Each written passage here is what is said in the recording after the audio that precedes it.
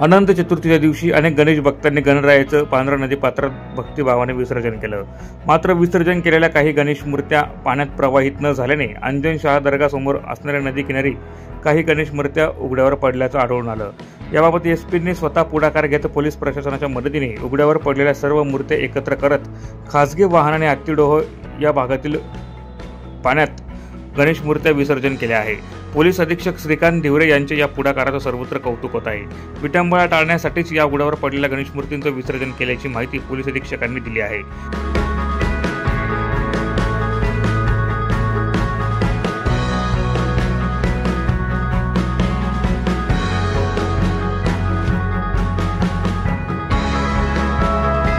हा उपक्रम पोलीस दलाने इनिशिएट केलेला आहे।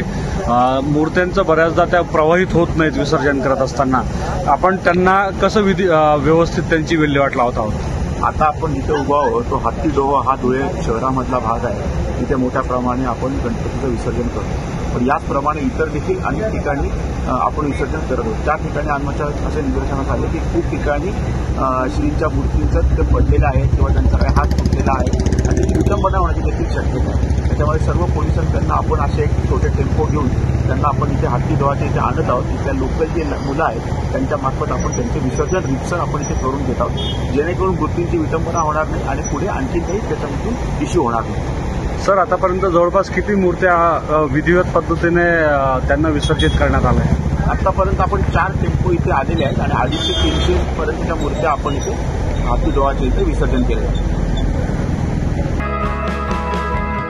यावेळी अनेक पोलीस अधिकारी, कर्मचारी व काही नागरिक मोठ्या संख्येने उपस्थित होते। प्रतिनिधी सुनील निकम, माझा महाराष्ट्र न्यूज, धुळे।